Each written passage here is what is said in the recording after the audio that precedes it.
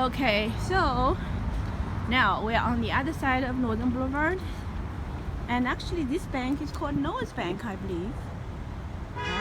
It is a Korean bank. I think the name is called Noah's Bank, but our mom is not gonna go back to the front to look at it next time. Anyway, now you can see here there are a lot of signs that is in Korean language. See? Everything is in Korean language. And so usually this is a part that's starting to show Korean community. As a matter of fact, I was informed that this neighborhood used to be, primarily Korean people before the Chinese came in, and eventually the Chinese community started to expand, and the Korean community started to retreat, and the Northern Boulevard turned into the river that separates China and Korea. Just joking, just kidding. Anyway, Flushing is really a very interesting place. Oh, here we go, snowflakes. The light of snowflakes already starting to decorate on the street. Yeah. And this is a neighborhood that mom has already spent 15 years, 14 years, right? 2005 to 2019. Complete 14 years, getting ready to enter the number 15th year. This is the place that mom has spent the most amount of time steadily throughout mom's life. Never was able to stay steadily in one place for such a long period of time, and that really means quite a lot, and explains some very important aspect. Also why you walk on the street and say, hey, these are my people, right? Oh, look like the phone is getting to be a little low battery, but in any case, mom is already starting to cross the street of the Union and walking on the other side of the Union Street. And this is the 37th Avenue, and here is a neighborhood that, look at that brick building to the left and 109 Precinct to the right, and the brick building to the left on the second floor used to be the home of your mom and your sister during the last several months before your sister had to leave Flushing and go to Oceanside. That was September 2009. Anyway,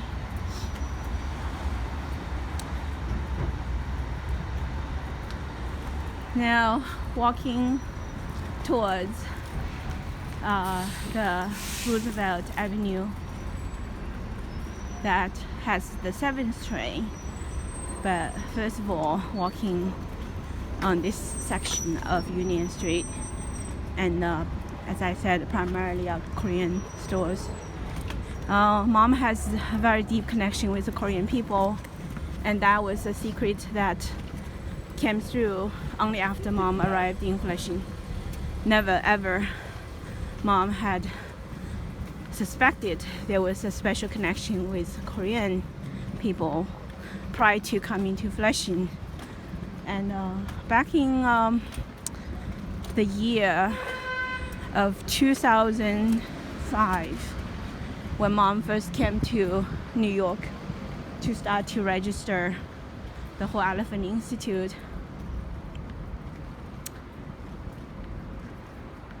actually in the year of 2005,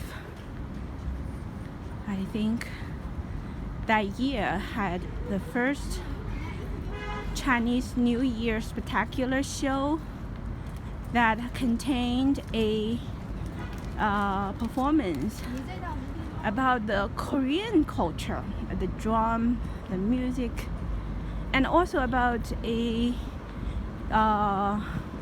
dance that showed the story of a young man was lost in the human delusion, and he met a Falun Gong practitioner, and he received a lotus flower from the Falun Gong practitioner and went straight back into his busy human lifestyle, and not realizing the magic of that lotus flower. And one day when he was in the daze, he entered into a realm and he saw the lotus deity dancing and waking him up. So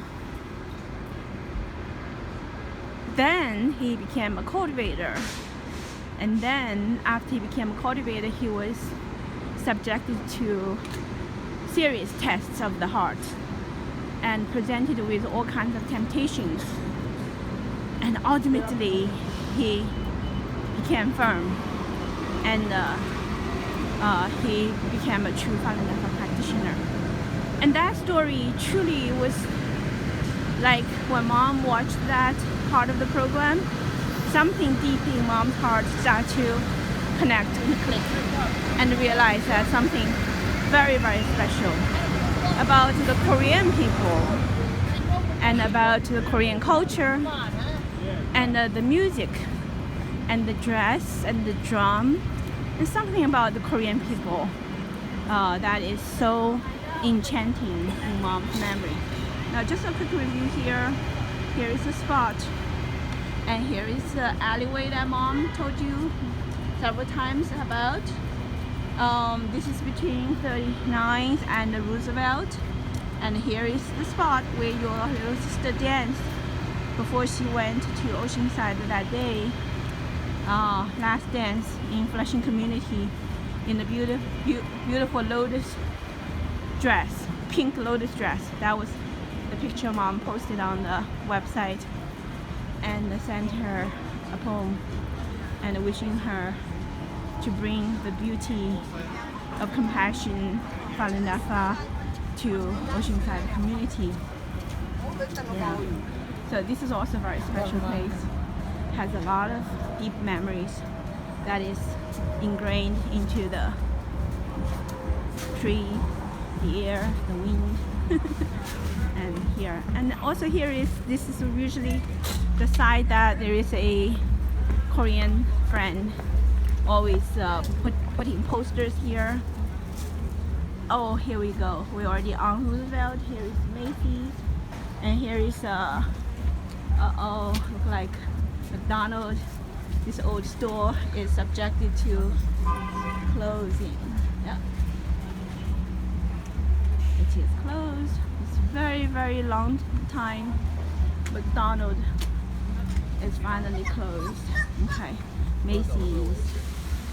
Very old sign, and the walls are starting to also getting dirty. There we go. This is Roosevelt now.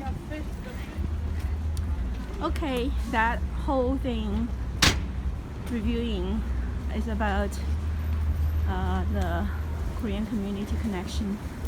To begin with, in 2005, the Chinese New Year spectacular and a wonderful show, and following that, sure enough, the Korean people start to enter into the whole Elephant Institute platform, and they have done quite a lot of good things to support the whole Elephant Institute. Now here is the sign of Flushing Bank. Okay, so we just passed the, oh, here we go, the 7th train, and here is the Flushing Bank. That's where we finally had our own account for the whole Elephant Institute. Flushing Bank, 法拉盛银行. Yeah. Okay, across the street is Macy's. Flushing Bank is right here. 7th train is right here. And right in front of Mom will be Main Street. These are the area that you're very familiar with because you came here always through the 7th train and get into Flushing mom's first trip into Flushing was in the year of 2004. 2004, again, back to the subject. Mom was requested to shut down the laboratory by Dr. Gerald Nippon. Mom at the time was an international leader in the field of TJ beta signal transduction, and the field of TJ beta signal transduction has great significance in leading the world understanding the mechanism of cancer. Okay. How so? Because, as Mom explained to you, the transforming growth factor beta, they are the king of the kings, right?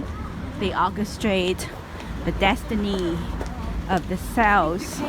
They orchestrate the behaviors of the cells.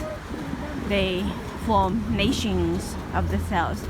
They form worlds of the cells. And they work through the receptor. There are a pair of receptors called type 1 and type 2. And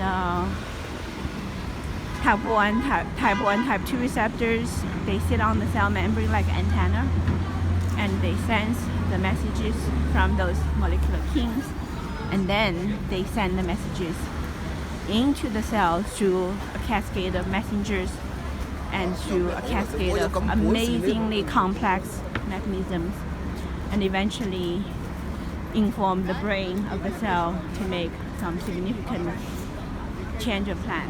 Okay, here we go. We are at Main Street. Another snowflake right here.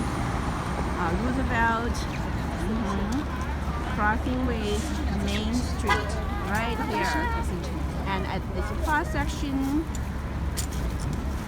it's the 7th train right there. Okay. Already cars right here.